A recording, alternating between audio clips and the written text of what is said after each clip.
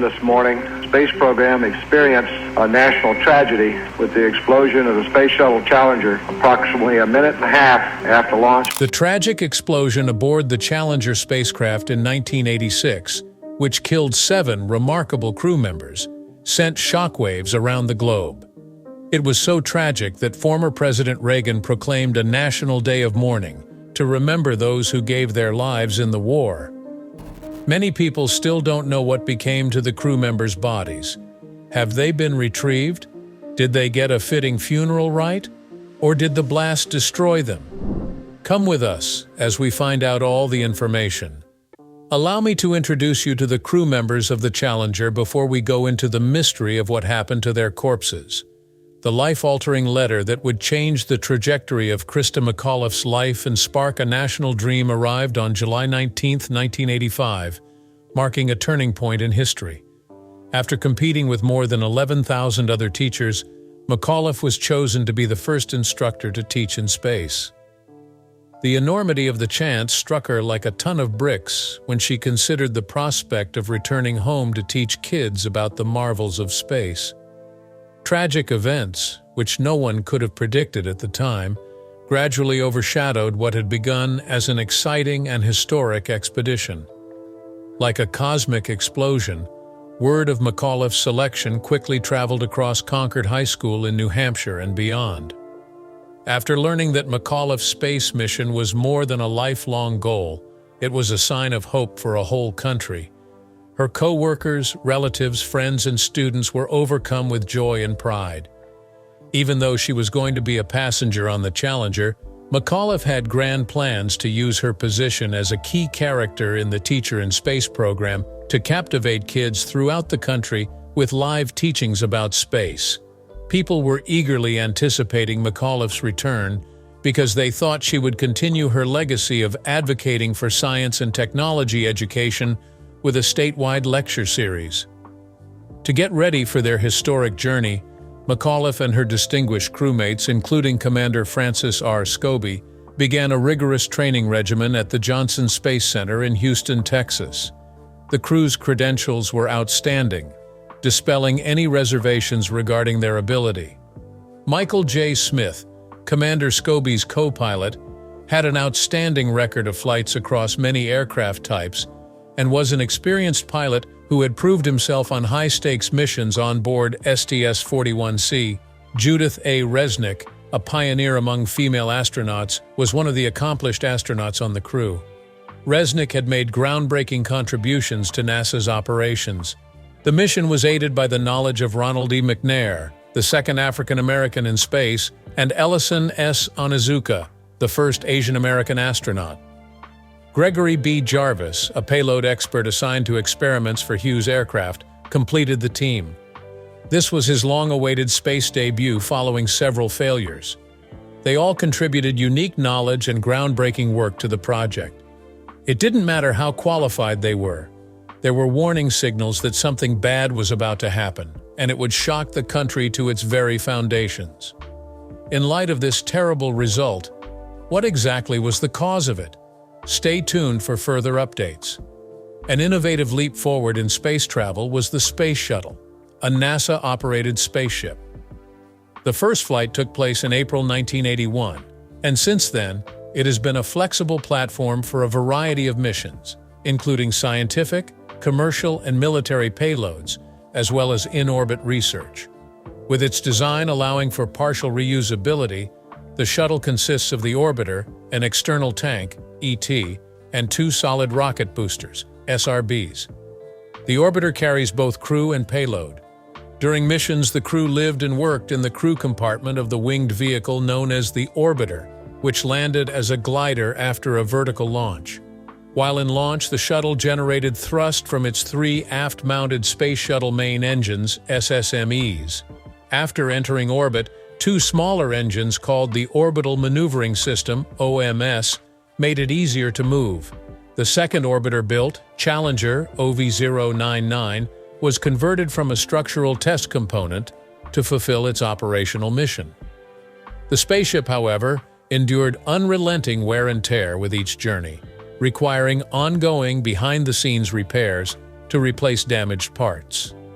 Little did anybody realize that these invisible fissures would cause a catastrophe that could never be repaired. Unfortunately, several of our country's finest astronauts would perish in the Challenger disaster, which had been a point of national pride for many years. Still, we have to wonder if the crew's inexperience was a factor, or if there were any indicators of the impending danger. Come on, let's go farther to figure it out. Unheeded reports from the Challenger spacecraft's engineers pointed to an imminent catastrophe. The crew and the country were both pumped up for the launch date, even though they had been practicing for months. But only 6 days before takeoff on January 22, 1986, their dreams were crushed. A senior NASA official broke the awful news to the training room's solemn air. Their mission would have to wait until the return of another shuttle, 61C, which had problems and wasn't anticipated to land until the next day. There was an obvious sense of letdown. Even for the most seasoned astronauts, each space trip was a monumental achievement, the realization of a lifelong goal. A compelling impetus for everyone concerned was the mysterious pull of space and the stars. To a crew that was ready to write their names into history, this apparently little setback seemed like an eternity. Daybreak would have signaled the start of the Challenger crew's historic mission, and as the time drew near, they waited impatiently in their quarters. But if you thought you were about to set off on your space voyage, you were in for a shocking discovery. Apprehension started to permeate the crew as the launch date drew near. Worried about the rocket seal's ability to withstand the frigid temperatures, an engineer went to their boss to express his grave concerns. Even if it had been put to rest before, this nagging concern loomed over the expedition like a scary precursor to the gloom that would depress the whole undertaking. Actually, there were several other issues brought up with the spaceship, and this was only one of them. A disturbing rumble has been echoing through the shuttle program for more than 2 years. The crew's concerns about overextending the spaceship have been voiced time and time again. Despite the shuttle's widespread acclaim as technological wonders, the fact that even the most robust systems eventually fail was always there. Nighttime lows of 18 degrees Fahrenheit, -8 degrees Celsius, were forecasted by the weather prediction for January 28th, with temperatures projected to rise to 22 degrees Fahrenheit, -6 degrees Celsius, at 6 a.m., setting a new record for a space shuttle launch. When the launch is planned at 9:38 a.m. and 26 degrees Fahrenheit, or -3 degrees Celsius. Engineers at Morton Thiokol were worried that the solid rocket booster SRB O-rings may not be able to seal as well in such cold conditions, especially after seeing O-ring erosion in earlier, warmer missions. On the evening of January 27th, Cecil Houston, who is in charge of the Marshall Space Flight Center's office at Kennedy Space Center, organized a conference call to discuss the launch's potential safety consequences. While on the phone, engineers from Morton Thiokol voiced their concerns that the rubber O-rings would not seal adequately during launch due to the lower elasticity of the material in cooler temperatures. The engineers emphasized that there wasn't enough information to determine if the O-rings would successfully seal at temperatures lower than the coldest launch to date, which was 53 degrees Fahrenheit, 12 degrees Celsius. Morton Thiokol's VP of Engineering Robert Lund and VP of Space Booster Programs Joe Kilminster both wanted the launch delayed until the weather warmed up to more than 53 degrees Fahrenheit, 12 degrees Celsius. After a brief break for executive-level meetings at Morton Thiokol, the teleconference picked back up with a new position. The management team at Morton Thiokol stated that there was a large margin of safety in case the O-ring failed or eroded and that the data given was inconclusive. So they went ahead and launched the rocket, and before the call ended, they submitted a recommendation for launch permission. The launch choice and weather concerns were discussed by Arnold Aldrich, the leader of the NASA Mission Management Team, and Lawrence Malloy, the manager of the NASA SRB project. Both sides decided to move forward with the launch, and it is surprising that Malloy didn't bring up the O-ring topic once. Even while there were still worries, they were ignored as the clock kept on ticking. Just 2 hours and 38 minutes remained till tragedy would finally strike as dawn dawned, causing the Atlantic to be painted in tones of orange on January 28, 1986. There was a varied mix of locals, enthusiastic tourists from far and wide, and press representatives from all over the world among the masses that gathered around Cape Canaveral as the launch time drew near. With instructor Krista McAuliffe on board the Challenger crew, which piqued a lot of people's curiosity, this wasn't going to be any old launch. It was a chance to see history being made. Since this was the 25th launch of the Space Shuttle, and Challenger was starting its 10th mission, many were optimistic about the mission because of the shuttle's impeccable record. As the astronauts got into their spacesuits and got ready for the trip ahead, the throng below cheered with excitement. With deliberate and determined steps, they stepped out of the transport van and waved to the ecstatic crowd. A lift was at the ready to take them to the Challenger's control room, where they were to make their last preparations. As the spacecraft's hundreds of sensors continuously sent data back to Mission Control in Houston, the control room was a hive of activity as every part of the Challenger was examined and double-checked to make sure it was in perfect shape. There was a mix of excitement and nervousness in the air as Commander Scobie and Pilot Smith performed final inspections while the astronauts got into their seats, fastened their safety straps, and the hatch was locked with a little hiss. As the world gazed on in wonder and suspense, they stood on the edge of fulfilling a lifelong ambition, their energy a combination of nerves and enthusiasm. The Challenger carried an important scientific payload, which included the Spartan Halley spacecraft, which was meant for deployment, and the Tracking and Data Relay Satellite, TDSB, which was responsible for transmitting critical information. Unfortunately, these studies were not carried out as planned. The spacelift was also delayed by unfavorable weather. Things picked back up after a while of waiting for the clouds to part and the wind to go down. As a cacophony of sensors and equipment beeped to life, Commander Scobie and Pilot Smith painstakingly performed their last inspections. As Mission Control's calm voice counted down the seconds, 10, 9, 8. The anticipation melted away, and the pilot's focus and concentration became laser-like. When the pilot said, 7, 6, we have the main engine start, it meant that the climb could commence. The Challenger sprang to life with a blast of energy. 7, 6, we are ready to start the main engine. 4, 3, 2, 1, liftoff. The solid rocket boosters were launched, causing the Earth to tremor and producing a deafening scream that echoed for miles, causing the ground to shake and windows to rattle. "All right," astronaut Judy Resnick said over the intercom, sending a surge of shared enthusiasm through the audience below. The Challenger roared into action as the boosters ignited, accompanied by an ear-piercing exclamation of "All systems go!" that echoed across the intercom. At 184 feet in height, it represented the pinnacle of human achievement. The Challenger had a banner 1983, successfully completing 6 more flights after this victorious launch. The Challenger was able to escape its moorings on Earth when 8 explosive bolts were fired. It took off into the sky like a mighty bird freed from its prison, leaving a smoke and fire trail behind it as it ascended into the unknown. The shocking derailment. At the 73-second mark of its last flight, the Challenger's rockets ignited, causing it to scream with tremendous strength. Mission Control was filled with the crew's serene sounds as they remained oblivious to the imminent tragedy. A catastrophic explosion occurred when, out of nowhere, flames burst from a failing seal on the right booster.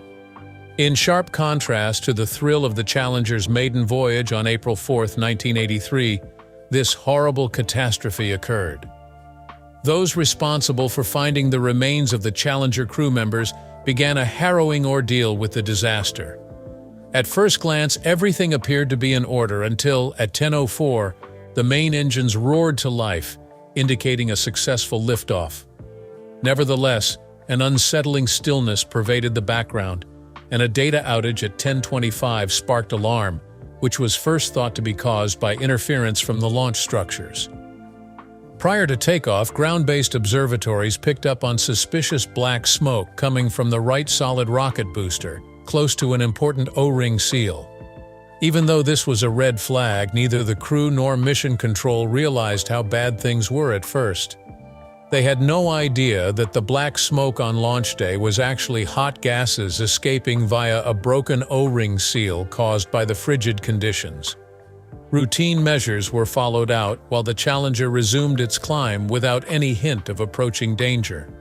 Hugh Harris, the launch commentator, announced that the shuttle had passed the tower at 9:47, which briefly put the worrying smoke in the background and added to the false confidence. On the other hand, a worrying irregularity was noticed by the technicians at 10:44. The right booster had a slightly increased internal pressure measurement. This oblique signal, in the midst of the joyous mood, hinted to approaching peril.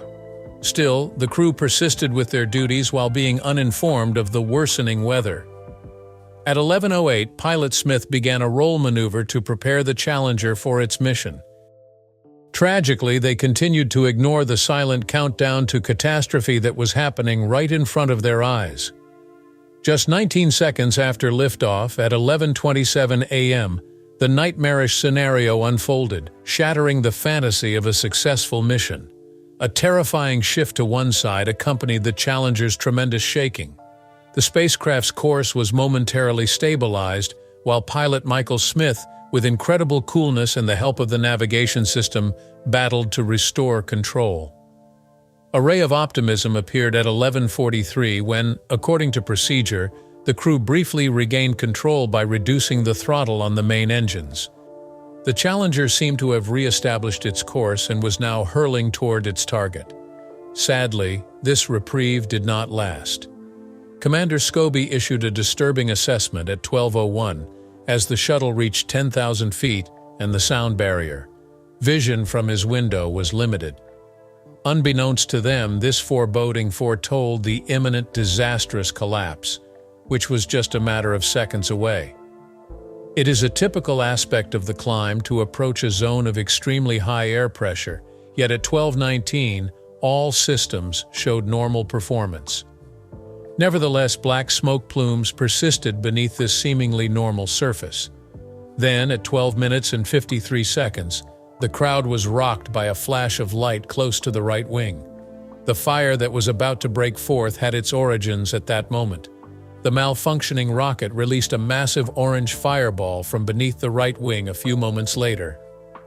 Even more shocking is the fact that, for some reason, all of the instrument readings stayed within normal limits, hiding how bad the situation was getting. Even though the Challenger was a ticking time bomb accelerating toward destruction, the crew was deceived into thinking everything was okay since the ship's internal meters showed that everything was stable. The Challenger reached an incredible top speed of more than 1,500 miles per hour at 13:28, which was less than 1 minute after liftoff. Undertaking a throttle-down maneuver is standard procedure for spacecraft ascent, and Commander Scobie did so gently. Inexorably, time passed. A crucial O-ring seal in the rocket failed catastrophically at 14:46, as the Challenger was passing through the area of greatest aerodynamic pressure. At this same second, a horrifying domino effect began to unfold. Engulfing the right side of the spacecraft, flames burst from the damaged seal. Perhaps the crew finally faced the terrible truth of their predicament at this point, 73 seconds into their tragic voyage. Tragically, their dream of space travel had turned into a fight for survival, from which they would not escape unscathed. What happened next exemplifies the crew's incredible bravery in the face of impending danger. They started emergency procedures and tried to get control back by slamming on the throttle of the failing engines. Nevertheless, the Challenger had transformed into a ship bound for disaster. At around the 74-second mark, the crew probably had a sad epiphany. They were no longer on an exploring trip, but were rushing headfirst toward certain disaster. With the Challenger's strength diminished due to the booster rupture, the crew compartment broke apart as the spacecraft collapsed under the weight of the explosion. The cabin miraculously survived for an instant, but the crew passed out from the sudden drop of air pressure. Careful recovery of the debris by search teams in the months that followed confirmed the crew's awful fate, which was a devastating blow. The Challenger tragedy exposed the precariousness of human existence in the face of tremendous force and the dogged quest of scientific progress. Future space missions would be conducted with a heightened awareness of the hazards involved and a recommitment to safety measures, thanks to the execution of these measures inspired by the Challenger crew's sacrifice. The crew compartment, which was made of reinforced aluminum, came away from the rest of the orbiter in one piece. Its ballistic trajectory took it around 25 seconds from the explosion to its peak altitude of nearly 65,000 feet, 20 kilometers, above the Earth's surface. It is believed that the cabin experienced an acceleration of 20 times the force of gravity, g, at the instant of separation. The cabin went into freefall within 10 seconds after the acceleration fell below 4g, which occurred within 2 seconds. At this stage, the pressures used probably weren't strong enough to hurt the crew badly. After the split, there was evidence that several members of the crew were still aware. Pilot Smith and 2 other crew members who have not been named had their personal evacuation air packs, PEAPs, activated, but Commander Scobie did not. The fact that Smith's PAP, which was situated on the rear of his seat, was turned on suggested that Resnick or Onizuka had probably done it for him. According to the predicted consumption during the post-breakup trajectory, the residual unused air supply in the PAPs was investigated. When investigators examined the debris, they found that several of the electrical system switches on Smith's right-hand panel had been relocated from their usual launch locations. To make adjustments to these switches, you had to release the lever locks that were attached to them. Both the explosion's force and the collision with the water were determined by subsequent testing to have been insufficient to move them. According to the available data, Smith probably tried to restore electrical power to the cockpit by manipulating the switches after the crew compartment disconnected from the rest of the orbiter, but his efforts were useless. After the Challenger crashed into the water with an unfathomable power and impact, the destiny of the crew was sealed. The crew compartment was completely destroyed by the tremendous pressure and speed that was involved in this brutal attack. The search workers knew right away that it would be an impossible effort to collect victims in their entirety. A full-scale search and recovery operation spanning 3 months ensued following the tragedy. The 2 SRB recovery ships, MV Freedom Star and MV Liberty Star, were sent to the crash location by NASA's Launch Recovery Director to gather debris immediately after the catastrophe. U.S. military planes and ships were also asked to provide a hand. The impact location was off-limits to recovery troops until 12:37 p.m. because of falling explosive debris. By 7 p.m., 12 planes and 8 ships had joined the search and rescue mission. Recovering debris from the orbiter and external tank was the primary focus of surface activities, which ended on February 7th. The U.S. Navy began submarine recovery operations on January 31st, with the Wright SRB being the first to be retrieved, followed by the crew compartment and the rest of the cargo. On February 8th, a group of 16 ships, headed by the rescue and recovery vessel USS Preserver, began formally searching for debris. In the first search, these ships scoured a region of 486 square nautical miles at depths of 71,200 feet using side-scan sonar. The orbiter was positively identified as the source of 187 of the 881 possible debris sites detected by sonar operations. The collision was so violent that the recovered material, albeit crushed and broken, testified to it. Dive teams from the USS Preserver and the Air Force both confirmed what had been suspected as debris from the crew compartment on March 7th. The crew compartment, according to the inspection, was mostly unharmed after the first explosion, but took a beating when it hit the water. Unfortunately, the crew's remains were severely destroyed by collision and submersion, making it impossible to collect bodies in their whole. The broken form of the retrieved material made traditional identifying procedures like fingerprints and dental records useless. Scientists persevered in the face of these obstacles and were able to positively identify the remains of all 7 crew members. Unfortunately, due to the extensive damage, the particular cause of death for each of them could not be determined. The USS Preserver continued crew compartment recovery efforts until April 4th and was instrumental in several voyages to port to transfer wreckage and bodies. It wasn't until April 15th, weeks after the other crew members' corpses had been positively identified, that the terrible event involving Jarvis's body was discovered during the recovery process. The Armed Forces Institute of Pathology's pathologists wasted little time in identifying the bodies when they reached the port. The handover of human remains to U.S. military personnel for autopsy was a contentious matter, and medical examiners in Brevard County declined to issue death certificates, adding more complications. In the end, NASA authorities did something completely new. They released the crew members' death certificates. Important discoveries concerning the spacecraft's parts were also uncovered during the recovery operations. The inertial upper stage, IUS, which was part of the initial debris recovery, was meant to increase the TDRS-B satellite's orbit. The lack of proof of the IUS's early ignition, which was one of the hypothesized disaster reasons, came as a surprise. Analysis conducted after the debris from the 3 Space Shuttle main engines, SSMEs, was removed suggested a situation where operational engines unexpectedly lost their supply of liquid hydrogen gas, LH2, according to data collected between February 14th and 28. While shallow, smaller-scale recovery activities lasted until August 29th, deep-water recovery operations lasted until April 29th. 2 fragments of the orbiter were discovered near Cocoa Beach on December 17, 1996, marking a major finding. Then, on November 10, 2022, NASA made an announcement about the finding of a 20-foot shuttle component close to the location of a wrecked W-2 plane off the Florida coast. On November 22, 2022, the History Channel aired an episode highlighting this finding.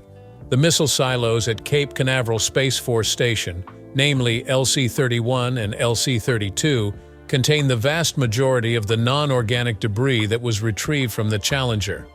When the tragedy occurred, NASA wasted little time in implementing measures to make the Space Shuttle program more secure and dependable. Redesigning the solid rocket boosters, SRBs, now called the Revised Solid Rocket Motor, RSRM, was a major part of this program.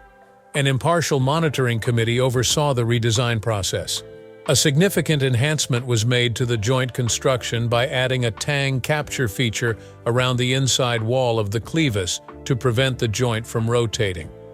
These improvements greatly decreased the possibility of joint rotation, which in turn minimized the danger of O-ring seal failure. The O-ring's performance and dependability were further improved by installing heaters to keep them at consistent higher temperatures. In addition to the SRBs, NASA imposed rigorous safety requirements on all parts of the Space Shuttle program. It is worth mentioning that an escape mechanism was implemented, enabling the crew to remove the side hatch and extend a pole outside the orbiter. They were able to avoid a collision with the orbiter by sliding down the pole to safety before igniting their parachutes, thanks to this. In 1986, NASA created a new Office of Safety, Reliability, and Quality Assurance in reaction to the recommendations made by the panel that investigated the event. These preemptive actions demonstrated NASA's resolve to strengthen safety procedures and protect the Space Shuttle program, offering a holistic response to the lessons learned from the Challenger tragedy. The astronauts' corpses were transferred from Kennedy Space Center to the military morgue at Dover Air Force Base in Delaware, aboard a C-141 Starlifter aircraft on April 29, 1986. A military honor guard, an astronaut escort, and American flags were draped over each coffin. The crew members' families were informed of the transfer of remains upon arrival at Dover Air Force Base. Among the astronauts whose last resting places were different, you'll find Scobie and Smith interred in Arlington National Cemetery and Onizuka at Honolulu, Hawaii's National Memorial Cemetery of the Pacific. Before being transferred to the Dr. Ronald E. McNair Memorial Park inside the municipality of Lake City, South Carolina, McNair was laid to rest in Rest Lawn Memorial Park. Following her cremation, Resnick had her ashes strewn over the river while McAuliffe was laid to rest in Calvary Cemetery in Concord, New Hampshire. Along with Jarvis, his remains were burned and dispersed in the Pacific Ocean.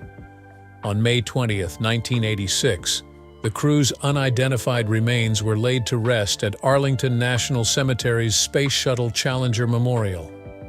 As a lasting tribute to their sacrifice and a reminder of their unity as a crew, a single burial stone stands as a memorial. Respect for the privacy of the astronauts' loved ones was of the utmost importance at this trying time. Arlington National Cemetery now has a monument honoring the 7 brave astronauts who perished in the Challenger explosion, a tragedy that affected the whole country. As a team, they are permanently bound together in spirit, and their joint resting spot is a symbol of that. The crew of the Challenger will live on in space exploration lore, even if they are no longer physically present. Send your condolences in the space provided. Together, we will remember these courageous individuals. All eyes are on this video, and I appreciate it. We think it was great. Pick up more details about other actual occurrences by clicking the link that appears on your screen. Coming right up.